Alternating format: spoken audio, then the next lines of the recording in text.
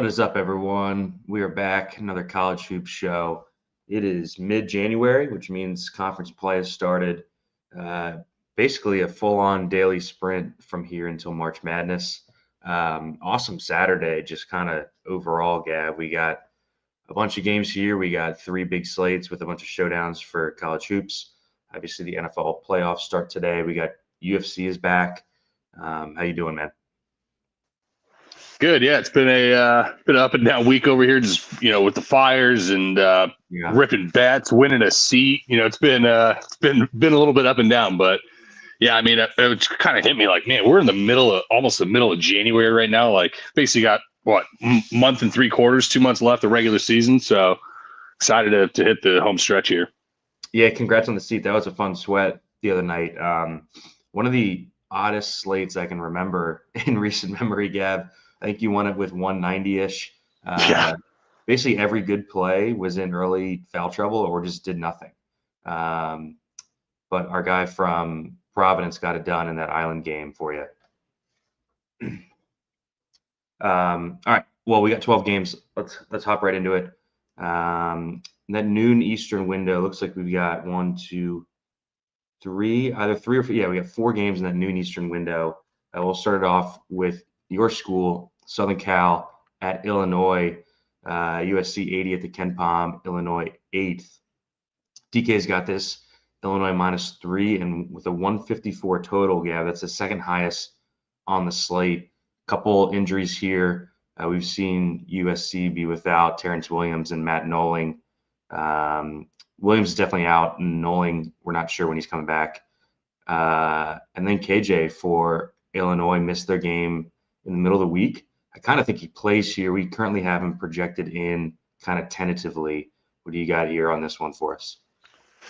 Yeah, the injuries are definitely a concern. SC staying in the Midwest post the Indiana beatdown. They're 1-2 in the Big Ten. They've had back-to-back double-digit losses. It's not all that pretty. Illinois is kind of the darling of college basketball right now. I mean, they put up 109 on Oregon or something like that, and then just hammered Penn State without KJ. So, yeah, I mean, they're looking good. They're actually the 6th best offense in the Big Ten and the 2nd best defense in the Big Ten. I almost thought those would have been flipped. So maybe there's a little bit of defensive negative aggression. But, yeah, USC kind of schematically, they're going to be relying on a lot of mid-range and isolation stuff, initiated by a ball screen. Illinois forces exactly that. So sets up pretty well here. Kind of one of the big breakouts just with Illinois is Trey White. I mean, 3 of his last 6 games with 20+% usage. 20+% usage in his last 3 games, and playing 29 to 30 minutes a game. So, yeah, a couple good spots here, I think, to target for DFS. The Greg Waddell injury stuff, he was kind of prefacing KJ's injury. It's kind of funky. I wouldn't just when you're making slates, just plug him in like he's guaranteed to play. I really don't know. It's kind of funky sounding, ominous stuff just around the injury. But, yeah, we'll see. Yeah, I kind of think he plays here, but man, he's priced up on a big slate. We'll talk about it throughout the show. The pricing on this slate is interesting. We've got guys who have been in the 7-8K range for most of the season are sitting in that 6K range or low 7s. So it's kind of setting up to be kind of a mid-range slate. DFS wise here, Gav, with the condensed rotation for USC, we've seen St. Thomas and Des Claude play nearly every minute. I think both those guys are interesting.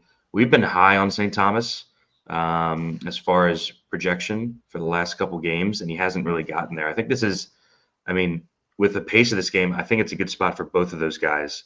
What do you like DFS-wise here? Yeah, I mean, Thomas, I think, had like 3.5 DK points in the second half of the Indiana game. I mean, I think he had like 10 and 4, 10 and 5 in the first half, and then just kind of cooled off. But yeah, I mean, I think, those guys are probably, I think, a little bit more cash plays than, can they really go win you a tournament? Can St. Thomas go and score, 30 plus? Can Claude get 30 plus?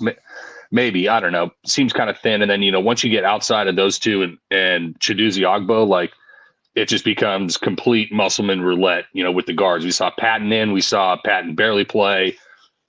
That's the name That of was Muss. annoying. Like that's how Muss is going to play it. So yeah, outside of those guys, it's really high risk, and the reward isn't even that great. If SC doesn't even get to 65, 70 here, probably nobody is getting there other than maybe one of the 2 or 3 studs.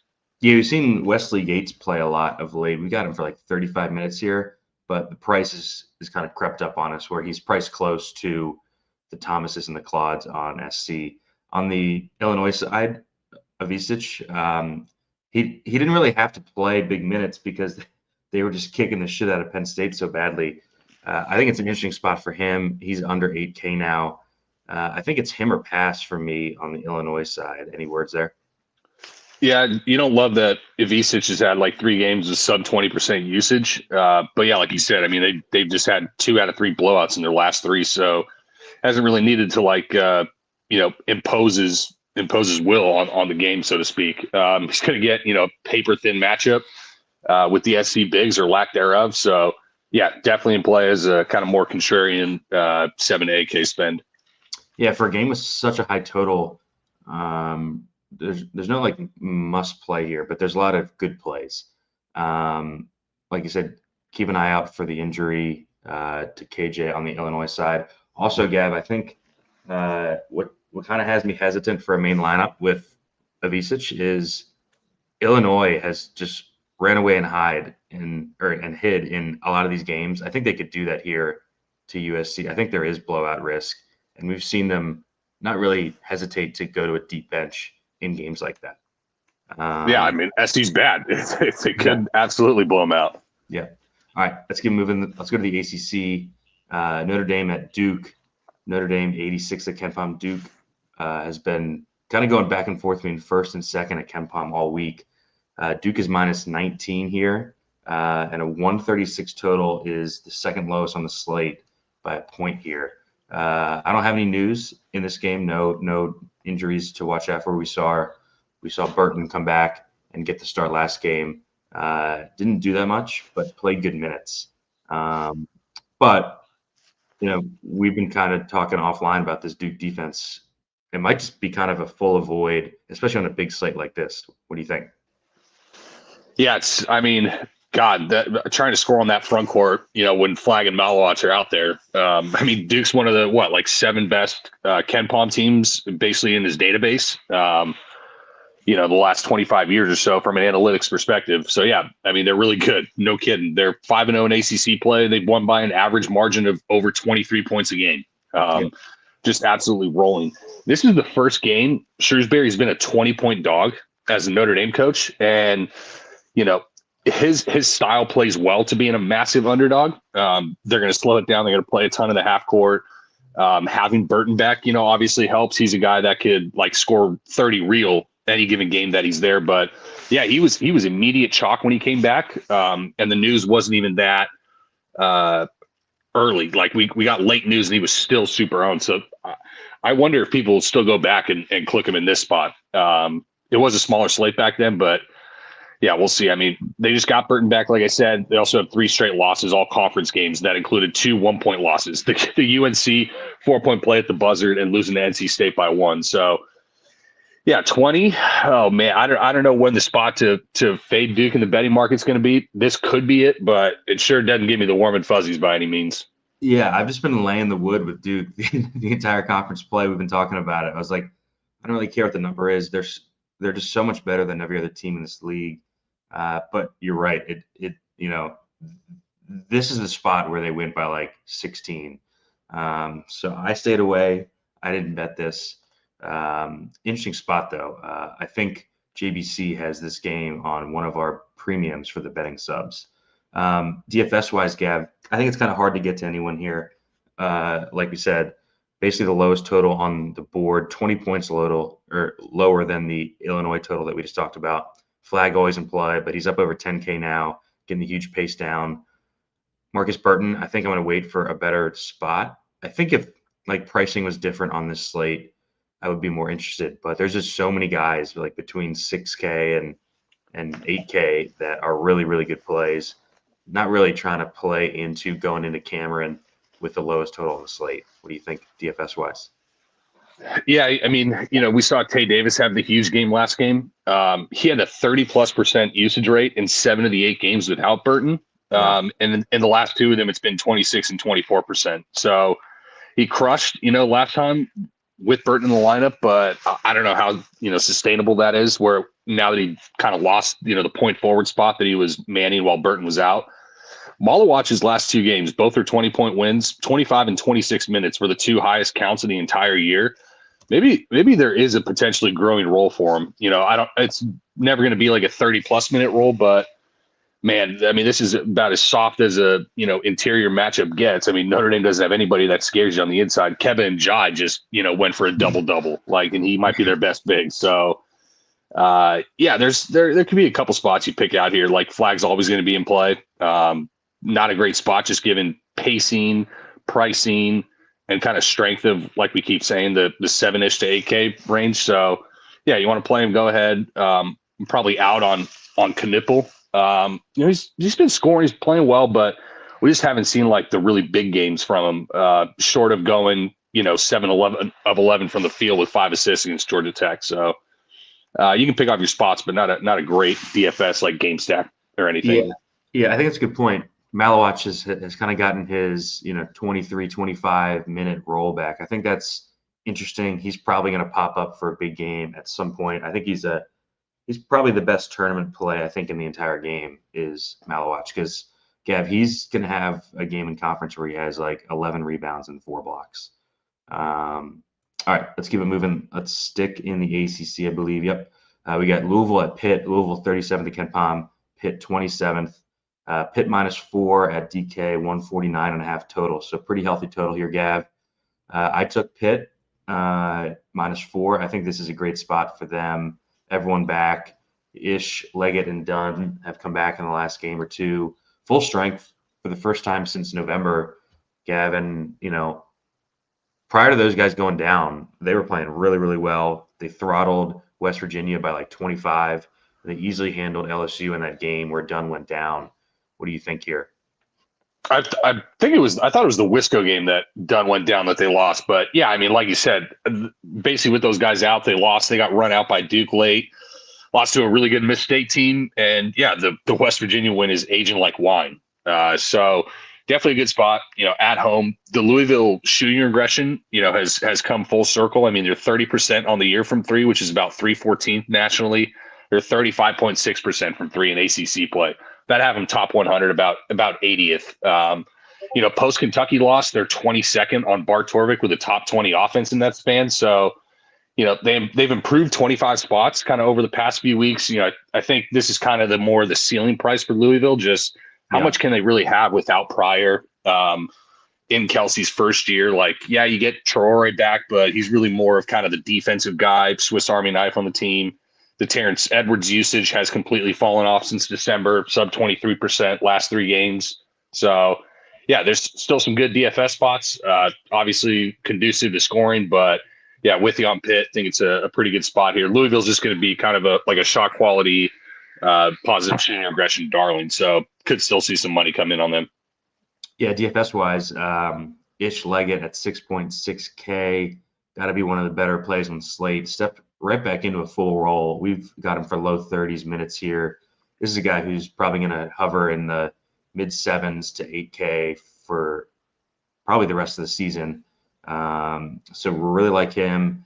And then on the Louisville side, we've seen James Scott, his role kind of expand of late. He was, playing mid-teens, high teens for a while, coming off a couple of really good games. Now he has sun run scoring. He hasn't missed a shot since Christmas, basically.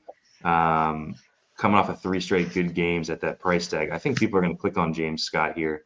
What do you think about the DFS plays in this game? Yeah, I mean, I get Scott. I think he's more of a game stack piece than kind of a one-off guy to play. Yeah. 8+ boards in his last 4. Pitt's going to play small. He's got outside double upside, even with a limited minute allocation. So yeah, Ish Leggett chalk. I think Cam Corn's probably going to be another elite cash play. He's going to be on the floor just about every minute he doesn't foul. There's definitely foul concerns, but 6+ boards in his last 4. Damian Dunn. Talk about an I know better play. IKB right here. God, he is cheap. It's a thumb off the thumb injury, so it's not like he needs to play a lot to get his legs under him. You can still condition and run with that thing. So I think he's an awesome GPP play. What is he, 4.1K in this spot? So yeah, he's 4,200, played 21 minutes off the bench his first game back. This was one of the tougher minute spots to do, Gav. How many minutes do you think Dunn plays here, coming off playing 21 on whatever it was, Tuesday? Yeah, that's probably I'd say that's probably a little bit closer to the floor than it is the median. I think he probably settles into like a 24, 25-ish minute role. Cummings was also just so good when he was out. Like you still got to play him a little bit. You can't just fully force him to the bench, but Capel's going to play his guys. So yeah, I think he's an awesome piece in this game. Like Waterman off 2 mega foul games, basically at a season low price. Good game stack piece. He fouled 4 times in 4 second half minutes against Clemson. So, back-to-back foul games. Does he do it again? Pitt isn't really a team that's going to kind of hammer you at the rim to put him in foul trouble. Cheap, like I said, game stack piece potentially. A couple different spots to look at, but obviously surrounded, everybody's surrounded by the Ish Leggett chalk hanging over our head. Probably the most owned guy on the slate, if I had to take a guess. Yeah, Dunn, I think. So that's in the first window, Gav. He started every game before the injury. So, like, if they pop him back into the starting 5, he came off the bench in their last game. If they pop him back in the starting 5, you got to have a ton of interest in Dunn there. And yeah, good point on Waterman. Has really ran bad with fouls. That's kind of what concerns me with James Scott. Like, is James Scott going to play, mid to high 20s minutes if Waterman's not fouling? I'm not sure. So, the minutes on a couple guys in this game are a bit flimsy. I could see where it goes bad for guys like James Scott. Any last words here before we move on? Real quick, Troro, we haven't really seen the minutes, but I mean, he's top 75 offensive rebounding percentage and defensive rebounding percentage nationally. So the rates are there if you can find minutes somehow, or if he peaks into the starting lineup. I don't think it's going to happen, but it is possible. And then, yeah, other than that, I don't think much more to add. Yep, agreed there. I just kind of want to see it first with him. Especially if he's not starting, it's just hard to click him. Because he could play 14 minutes on a 12-game slate. All right, last game of that early window is Creighton at Butler. Creighton 46 at Ken Pom. Butler 82nd at Ken Pom. DK's got a Creighton -2.5 here, Gav, 143 tote. I didn't see any news on this one. I think we got pretty clear on who's in and out for this game. What do you got for us on Creighton Butler? Yeah, Creighton clawed back, at Marquette. They lost, but man, they were getting smoked in the first half. God, they were down like 18 or 20, I feel like. Yeah. And clawed all the way back. I mean, even took leads at some point of that. At home prior to that, they beat Nova, beat St. John's, 2 teams playing well. So they've given a good account of themselves after that, Georgetown loss where they just got run out. Butler lost by 19 at Providence. They lost 8 straight. Although North Dakota State and Providence were the only teams outside the top 50 in that 8-game stretch. So has been toughish competition, back home at Hinkle. This might be like one of the final spots for Butler for the season. Like if you get run out here by Creighton, this could be a full just dead duck team heading into, the back half or the back 2/3 of conference. Butler has looked good at home. They lost to UConn with McNeely only by 4. And lost to Nova by 8 in a game at Hinkle where they led by 13 with 5 minutes left in the second half and lost. So, yeah, it's Butler top 50 post-step rate versus Calc, but it's a low rim offense frequency, so not a ton of block upside.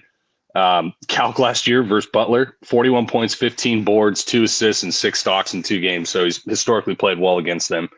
Probably all I got in terms of the matchup stuff. Not a ton here. Yeah, I mean – this is like a spot where you want to bet Creighton, but it is a full-on circle the wagons, like you said. Like if they don't get this one at home, they're 0-6 in conference play. Season's dead. So I didn't bet this. DFS-wise, we've got some tough pricing, I think, overall. Like we said, on a slate where there's a bunch of good plays between 6 and 8K. We've got 9,500 Stephen Ashworth. He is playing every minute. projects decently here, but on the road, probably not going there. Kalkbrenner at 9-2, I think, is an interesting tournament play. We haven't seen him pop for like a big block game yet, or at least in a while, Gav. I think he's got it in him, but you have to pay to find out. Any DFS options for you in this game?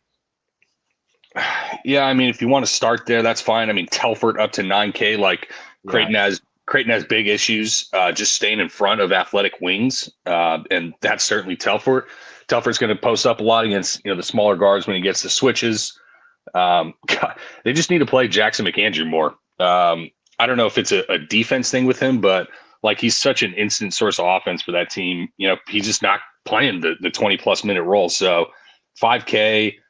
Man, everyone played him as chalk, and I think he busted. And then the following game was low owned and just was smashing early. So always a guy that's in play, but you never feel great at 5K. Just probably not going to play 20 minutes. And then if you want to toss in Jason Green, he's kind of more settled back into the low mid 20-minute role, but he's 3.8. So if everything else in your lineup makes it fit, then I don't hate it, but think you can do a little better on the value side.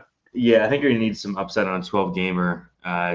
Jason Green, 10% usage rate on the season. Total double condom play there. I will not be playing Jason Green. I don't think I'm going to get too much in this game. I don't find myself playing many Butler pieces except when Telford is underpriced, and like you said, he is not here. So I'll mostly be skipping this game, possibly some Kalkbrenner. Let's go to the 1 p.m. Eastern window. There's only one game here, so a bit slower start to the slate than we had last Saturday, Gav, where we had 6 or 7 games at the noon Eastern time, and I feel like we had our entire lineup started, basically when the show ended.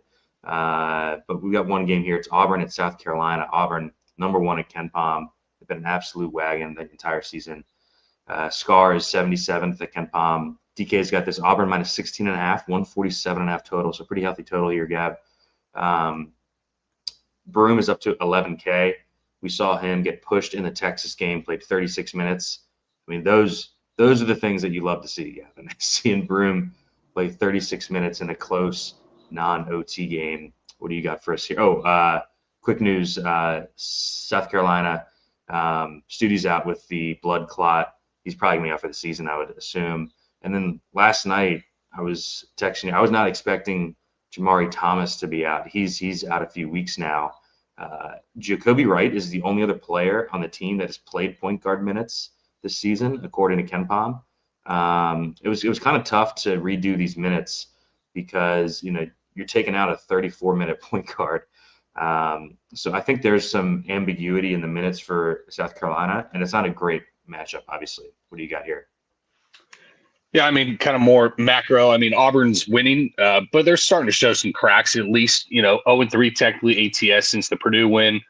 But during that stretch, they're still 7th on Torvik, so it's not like the bottom's falling out or anything. Is this a get up enough spot for them? I don't know.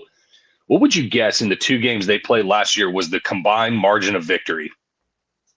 South Carolina was an upstart team, so I'd say close. Auburn won this game. Both went 2-0 last year versus South Carolina. They won the 2 games by a combined 71 points. 41 okay, so the opposite of 40 and 31, and that was a better South Carolina team. So yeah, I remember South Carolina was like a trendy dog going into Auburn, and Auburn just absolutely ran them off the floor, 101-61. So yeah, no Thomas or Studi. The largest minute beneficiaries are going to be Jacoby Wright, and I'm just going to call him "You Suck" because he kind of does. Morris Agusic or whatever. But Murray Boyles and Zach Davis actually have the largest usage bumps when you look at on-offs for those guys. So small sample. But yeah, I don't know if I'm running to the window to play Murray Boyles against the number 1 rim defense in the country. So probably more looking at like ancillary guard guys for budget. Yeah, like you said, Wright should start here at the point. He isn't in play, but I saw that Tyler Hero's younger brother is on the team, so I gave him some minutes. He looks exactly like him. I pulled up the roster last night. If he comes in the game, Gab, make sure you look at Austin Hero. he is a dead ringer for his brother. Yeah, I think people are going to play Jacoby right here. It's hard to not give him 32, 30. I mean, he could play the entire game at 4-7. I think he's a decent play. Doesn't project great because of the matchup, and he's pretty low usage. But there just hasn't been that many possessions, Gav, where Thomas hasn't been on the floor with this team. So I think this is a really tough team to project. Might be a wait and see, and then kind of play them next slate when they're not up against Auburn. And then Broome, we've got him for low 30s minutes here. But like you said, there's the big blowout risk. He's not 9,500 anymore. He's finally priced, not even correctly. We still have him at 4.8x, which is insane. Captain's got a – have you looked at projections? Yes, I saw it. I just went, what in the hell?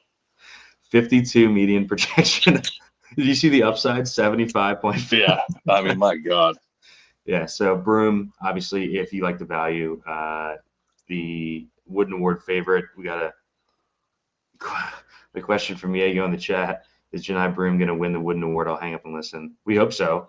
Gav, just please keep all limbs attached for the next 2 months, and I think we'll be good to go. Any last words here on Auburn Scar? Not a ton.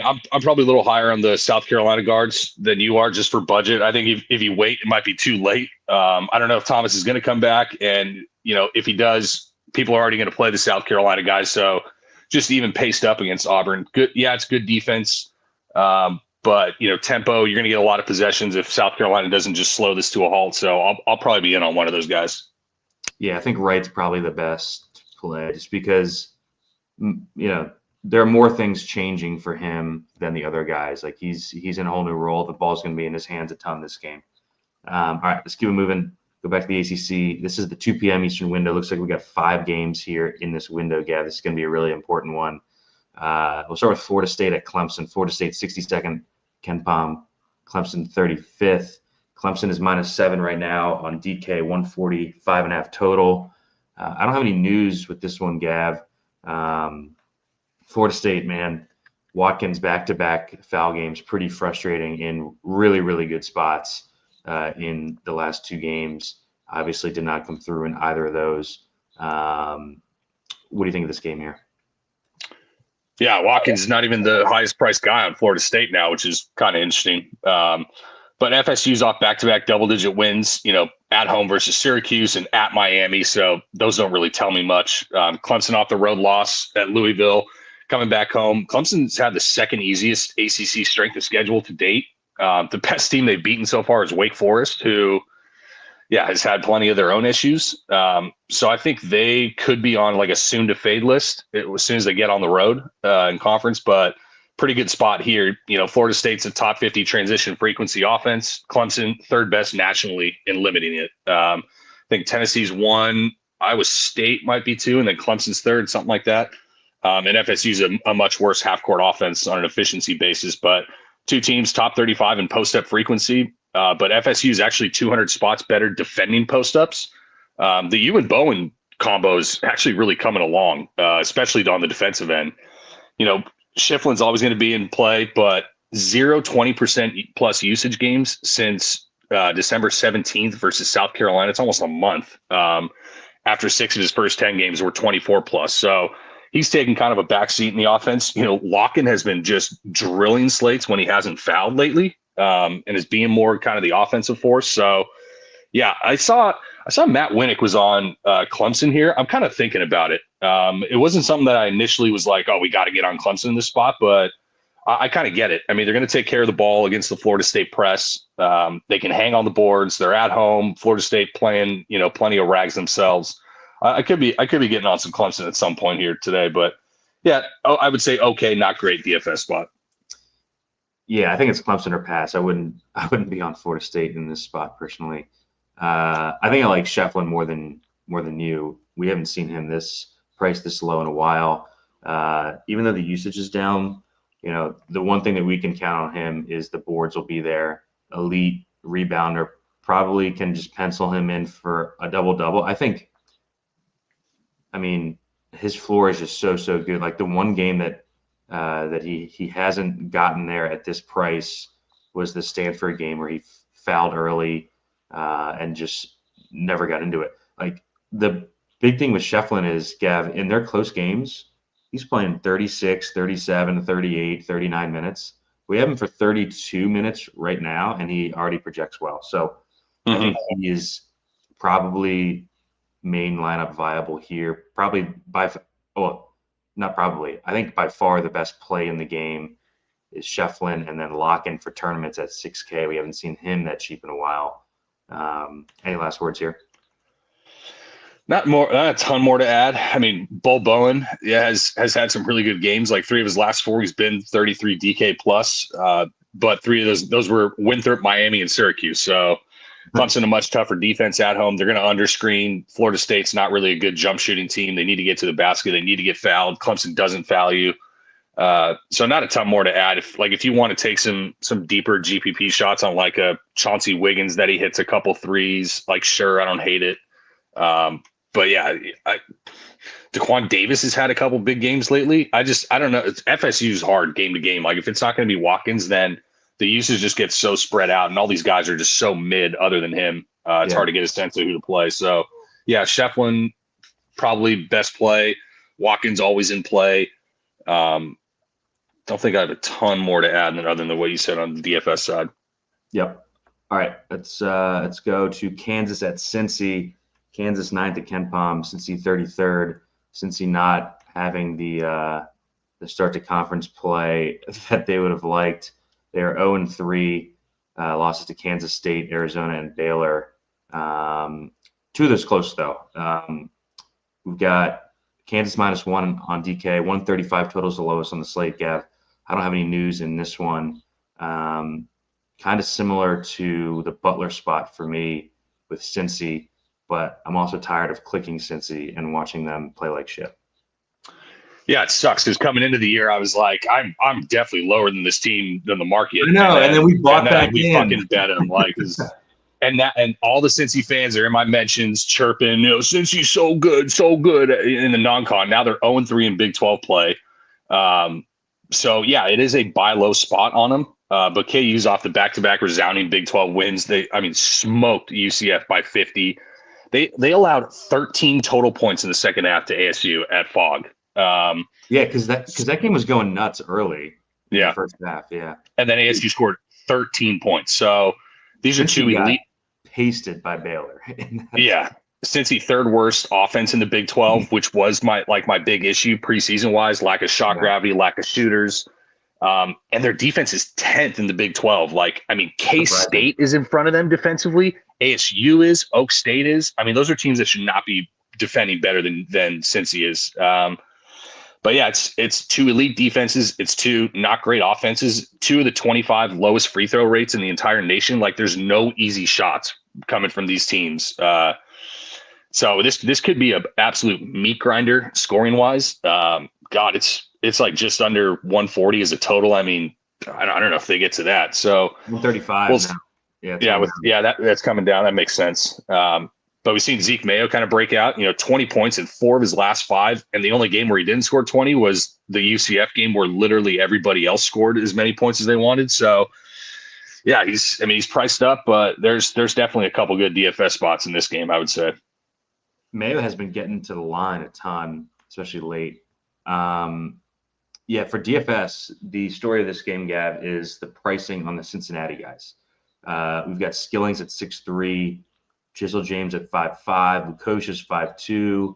We've seen your guy Bandago play more and more minutes lately. I've got him for 27 as a median. Tough matchup. Well, not like tough matchup as far as guarding, but Dickinson draws a ton of fouls.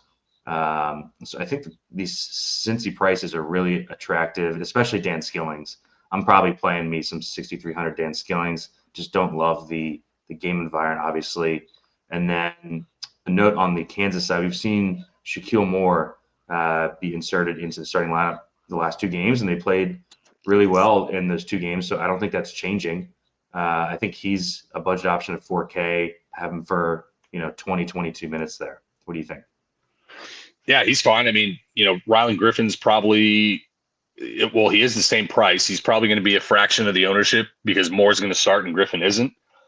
So provides you 2 budget options. Yeah, Bandego, like you're right. It's not a great spot, but like Hunter Dickinson, he can't play defense because he can't physically lift his stone feet off the floor to move him. He just plants his big fat ass in the middle of the key, and when he decides he wants to play, he's a wrecking ball. But this is a really tough matchup. Like Dylan Mitchell at 5'8", like he's getting clicked.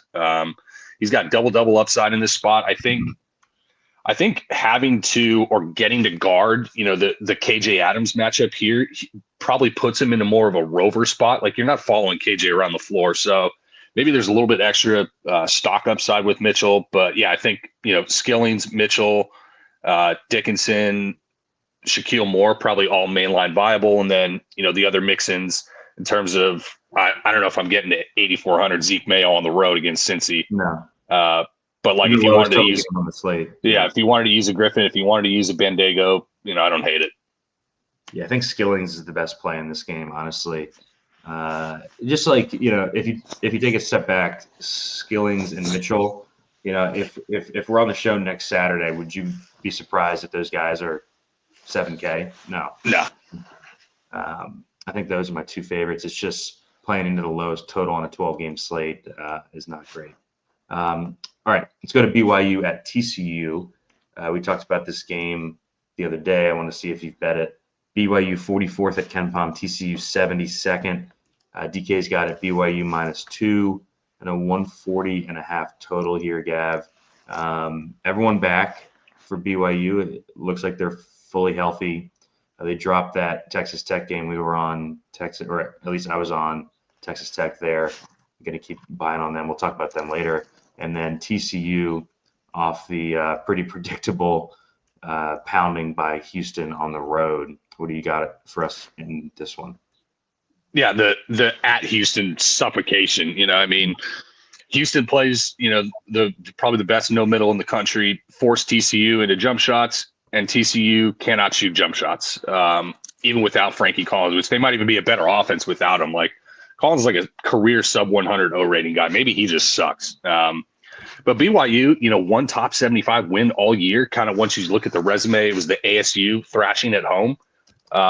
Last week was the good spot at home against Tech. Keep in mind, well, we'll get to Tech later, but TCU needs to get to the rim, top 50 nationally in frequency, but BYU is a bottom 5 defensive rim rate, run a really compact defense and force you to shoot over the top.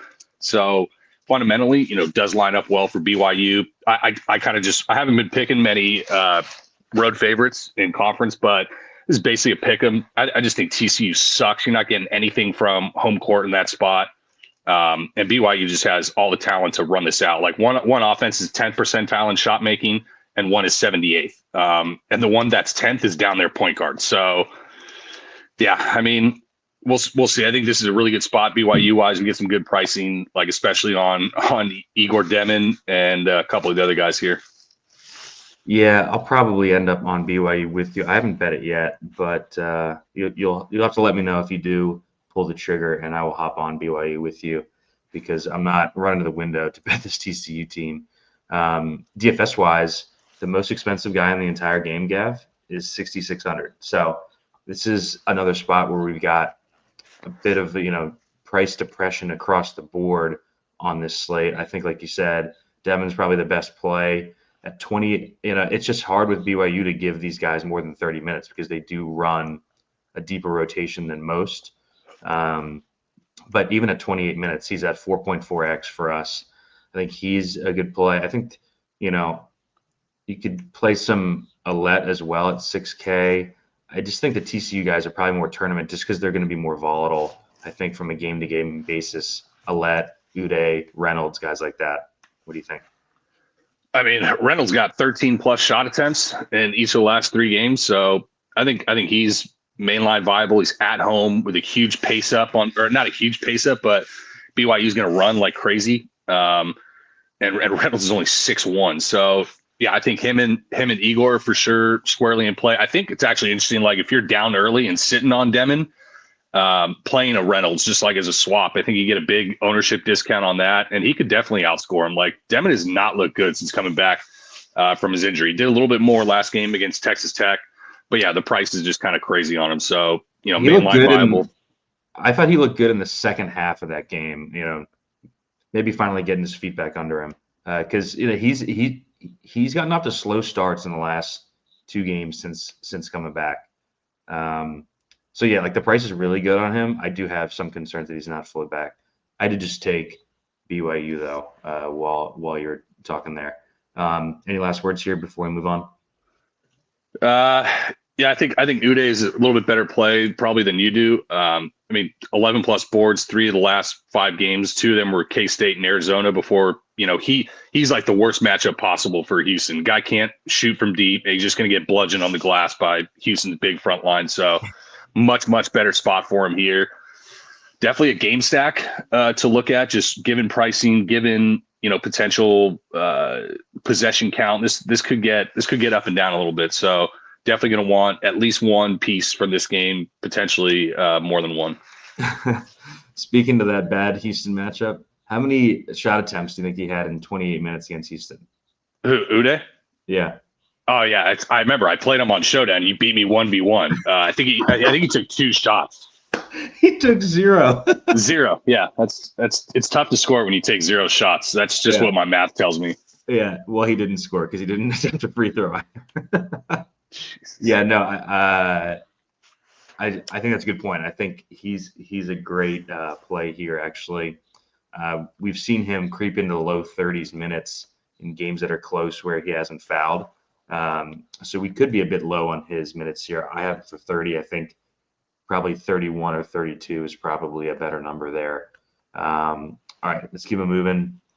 We've got Iowa State at Texas Tech, one of the better games of the entire day, Gavin. Iowa State 4th at KenPom, Texas Tech 18th. Texas Tech has raced out to -3 on DK. They opened +1.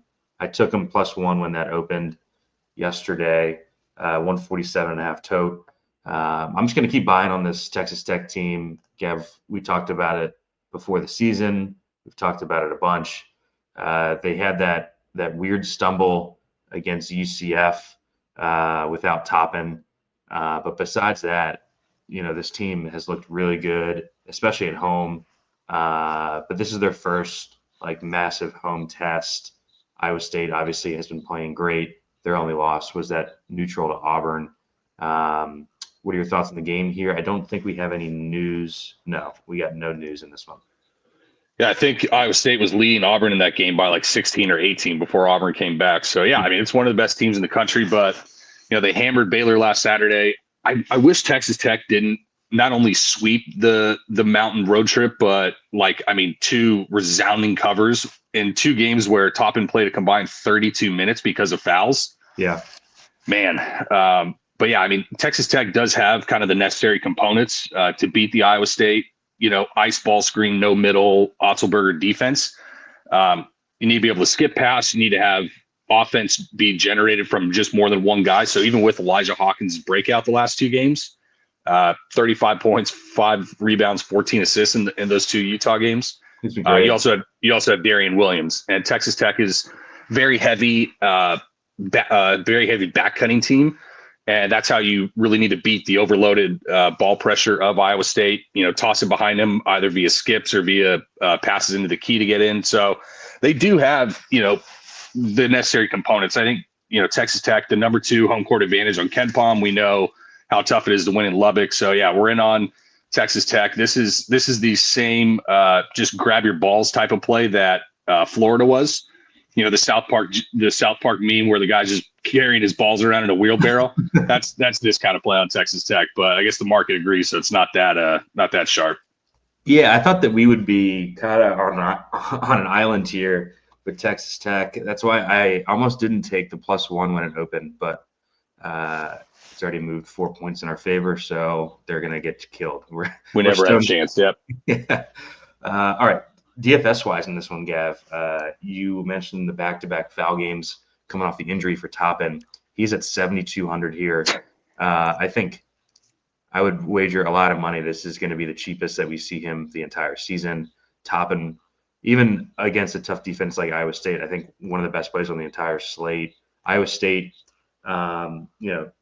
they're actually 48th in effective field goal percentage on Ken Pom, Gav. So maybe not like the historically good defense that we saw last year that was number 1 at Ken Pom. Thoughts on Toppin here, and then any other interests DFS-wise? We've seen Lipsy have an up and down season coming off a big game. He's at 6-1 here too. Yeah, I mean, Toppin, this will probably be the cheapest we ever see him in his college basketball career, unless he has a stroke on the court and misses 2 years like Keontae Johnson.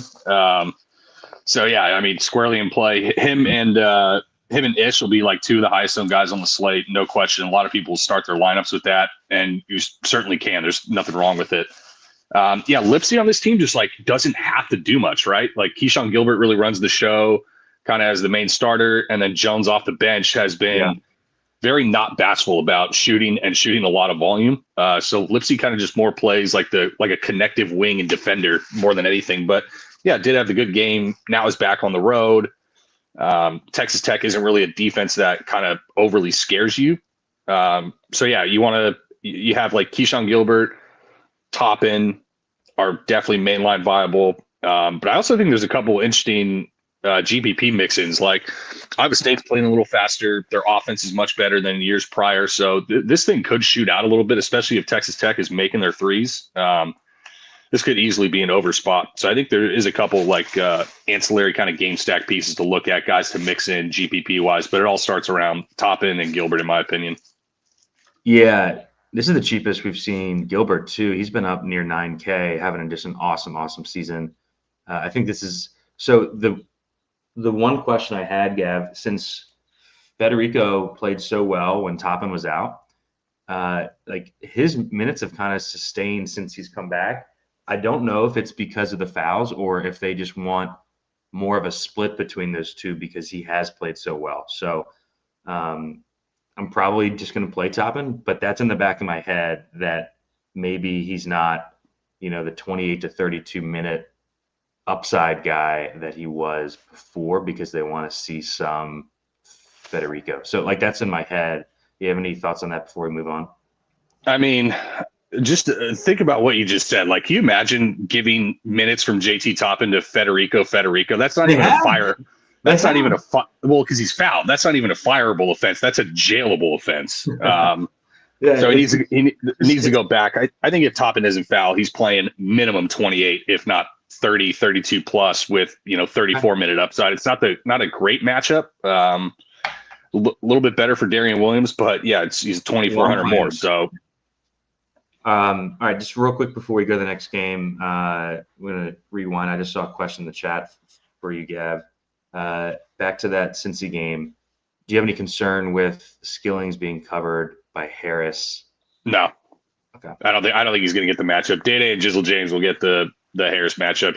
Skillings is actually going to get the softness of that team, which is the Diggy Coit, AJ Storr, Zeke Mayo. Yeah. Like he's getting the soft matchup on them. He's not on ball. All right, we got 3 games left. We're going to go to UConn at Georgetown. This is the last game in that 2 p.m. Eastern window. UConn 26 at Ken Pom, Georgetown 61st. Really good season so far for Georgetown. UConn -5 here. Total has come down to 142.5. I had Epps projected out last night, Gav, but I think he's going to play. Just got word from the Georgetown guy that he's going to warm up and try to give it a go. So kind of the same situation we have, if you remember, I believe it was 2 games ago, Gavin, where he came off the bench, played a couple minutes, and then left. 4 minutes. Yeah, so really tough spot to project here. With that news, what are your thoughts on the game? Yeah, I mean, UConn's off the brutal Nova loss. I think Brian Ralph said that it was the first time Karaban missed both free throws in one trip in his career, which is just kind of comical. I didn't think it was a foul, so I didn't have an issue. Yeah, so that's fine. But Malik Mack in Epps' absence, 32 and 33% usage rate in his last 2, like just massive ball in his hands, every single possession roll. That's obviously going to decline a fair bit if Epps is going to play. But again, like we thought Epps was going to play, or we knew Epps was going to play the other day, and he played 4 minutes, and Max still just crushed for people that weren't even tracking news. So that's always fun. I know. I mean, like Kamari McGee last night, but I digress.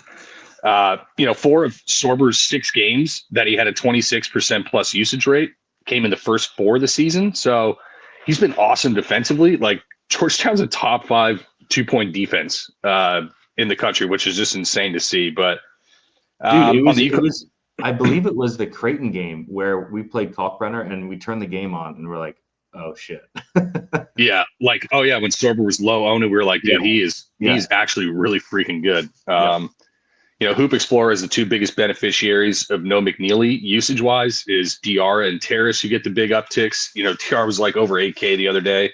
Now he's 8.7. So he was owned at 8K too. Just, I mean, insanity. He took 5 shots, and still scored over 30 DK. So yeah, he's fine. It's a road game, so not as great. Solo Ball's been mashing, the last couple games. So he's scoring, but he's also scoring reliant. If Epps is back, then it puts Caleb Williams in a lot more trouble. Jalen Stewart had, the awesome breakout. I wouldn't say breakout, but did have an awesome game against Nova. Could be slated for more minutes. I don't know if there's a ton of primary DFS plays in here, but you can definitely pick off 1 or 2 in a spot. Yeah, interesting spot. I kind of want to bet Georgetown, especially if Epps is going to play. I cannot bet Georgetown against UConn. If they win, so be it. I'll look like an idiot. There's just my computer might combust if I actually click on Georgetown against UConn. We're gonna get like 6 points at home with Epps back. I know. For DFS wise, if we do get news that Epps is out, Mac at 7-1, a great play. We have him. I'm gonna change up our projections, Gab. I'm gonna give. What do you think? Like mid-20s minutes for Epps is probably probably 2022. If for some reason they start him, he is 5.3K here.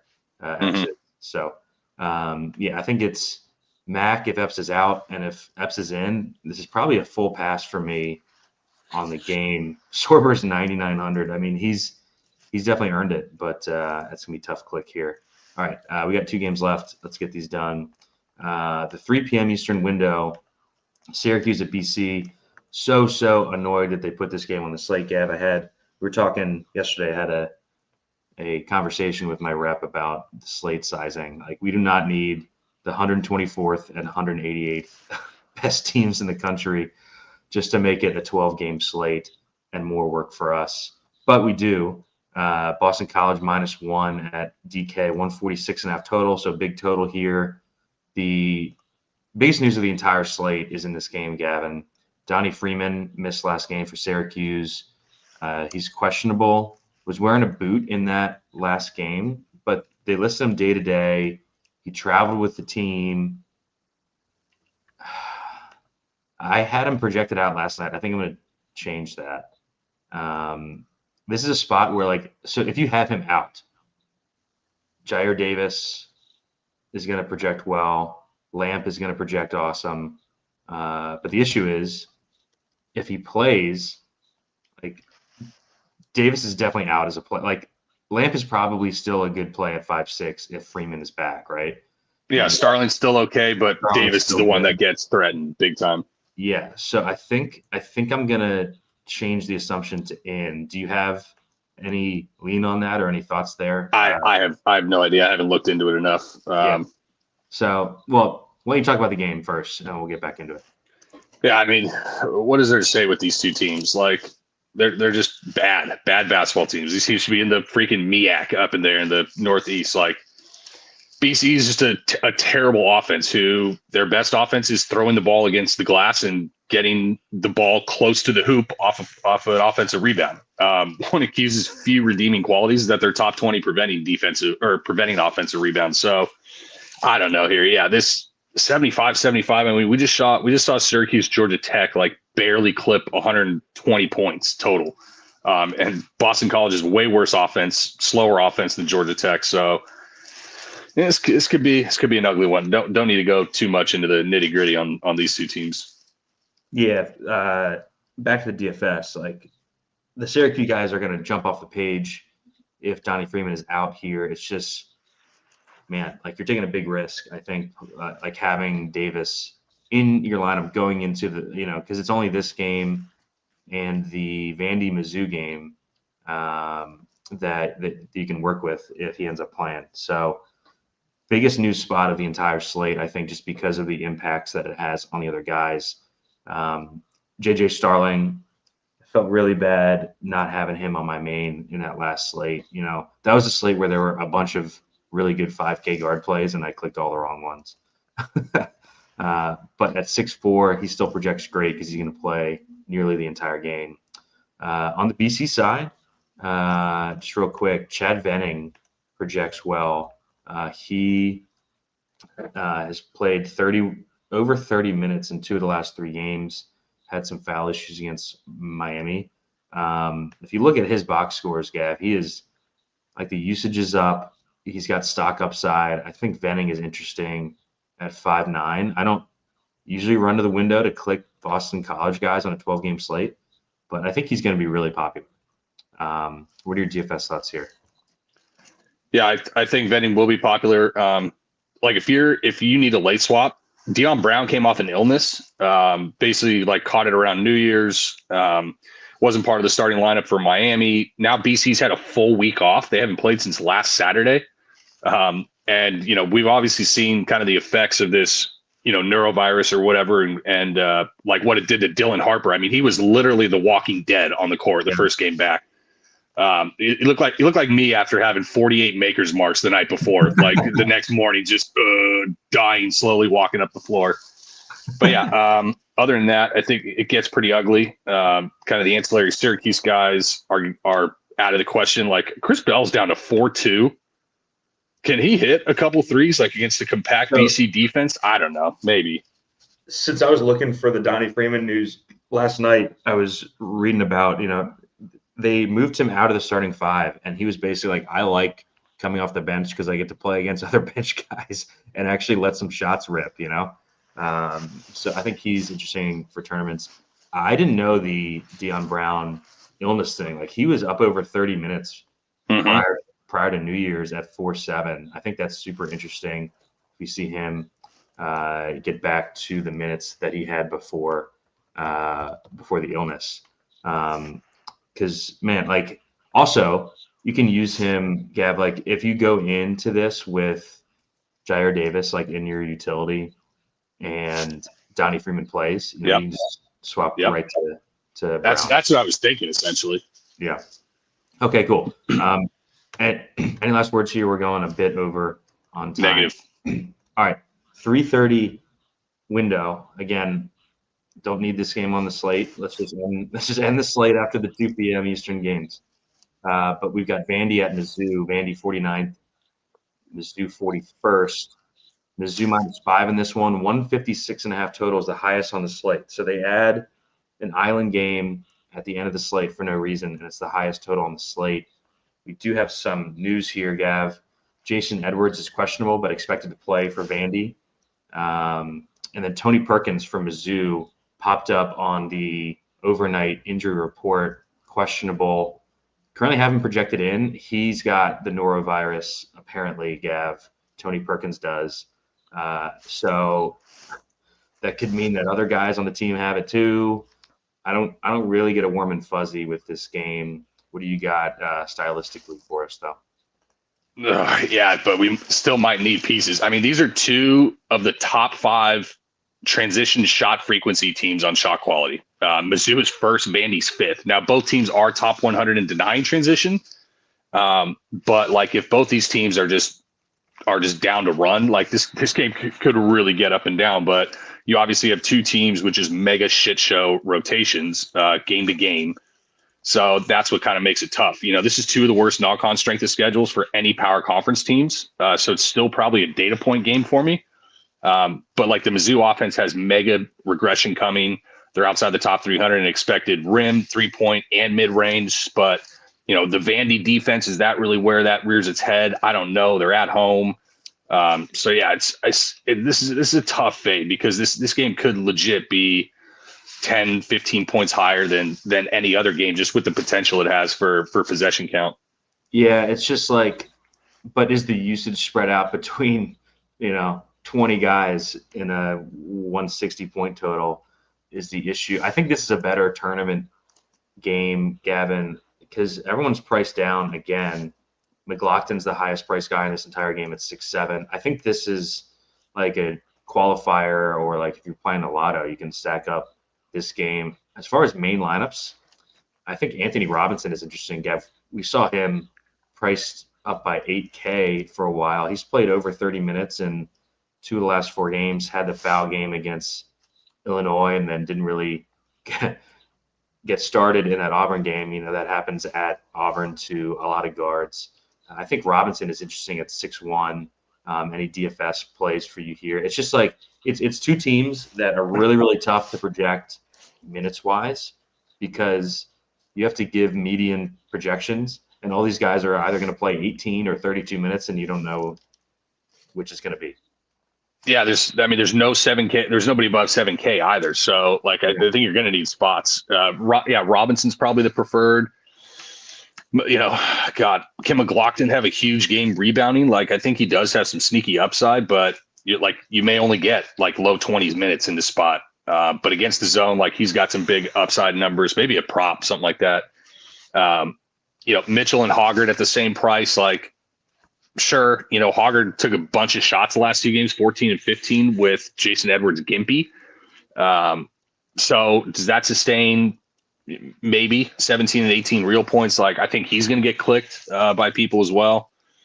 Other than that, if you want to take like a flyer on a Jason Edwards, I mean, this is like one of the highest usage guys in the country prior to his injury. But again, the minute roll, like, I don't know if he's going to play 11 minutes like he did against Miss State, or if he's going to play 28 minutes like he was, early in the season against Nevada. So yeah, just other than kind of Robinson, maybe Hoggard, I don't know if there's any really great mainline plays like Caleb Grill 4.4.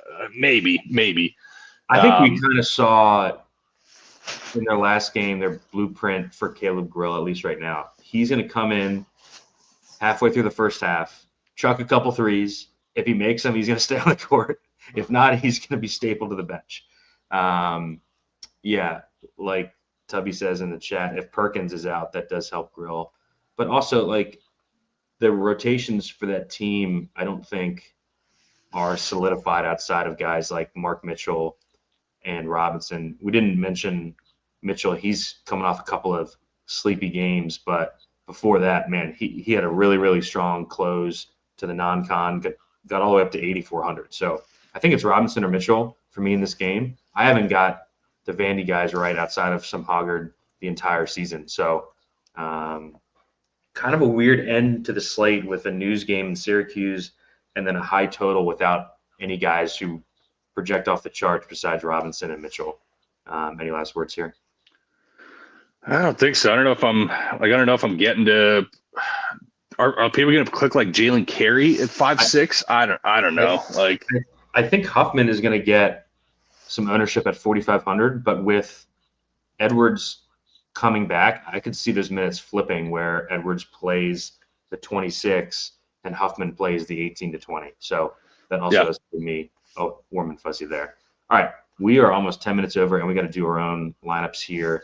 Gavin, do you have any overall thoughts for the slate? I'm gonna for all the subs, I'm gonna do minutes updates for Georgetown and possibly Syracuse. I got to talk to Gav after the show on Syracuse. But any last thoughts on just overall slate stuff, or any bets outside of this slate? I do have a list of bets for games that are not on this slate. Well, I'd have to pull up my freaking betting stuff, but just slate wise, like there's probably 25 guys that are at least 1K underpriced, and I just want to remind myself, like, on this slate, just play the guy that's going to be 1K more expensive next slate. Like, you don't have to get too cute, I don't think, here. Play the good plays, have 1 or 2 kind of more unique, maybe budget options that are lower owned, and like you're going to be right there.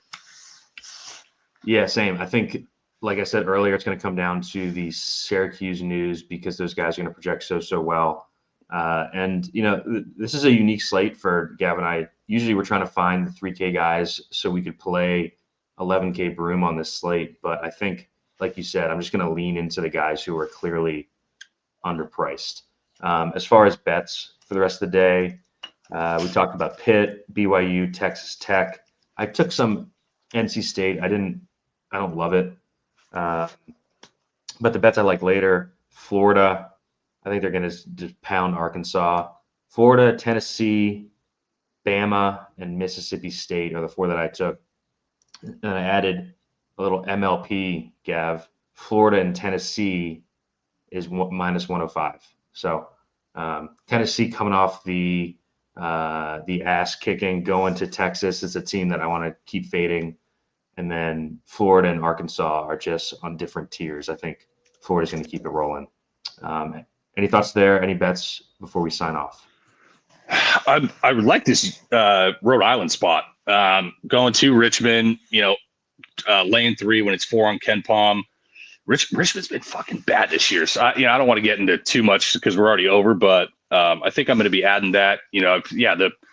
It's fishy, but, the Joes are right half the time anyway. So maybe this is the spot where, Tennessee and Florida cover it. I don't mind it. But yeah, you don't need to log on to this show to say bet Florida and Tennessee money line as road favorites. Yeah. All right. Well, with that, we will see the subs in the chat here soon. And for everyone else, we'll see you next Saturday for the show. Enjoy the games. Enjoy the NFL games too. We got UFC going on. Lots of sports here this Saturday. I will be out enjoying. And actually, Gav, I got signed up for the Blackhawks game tonight. So that's not cool. But I'll be following on my phone. So for Gav, I'm Steve. We'll see you next Saturday.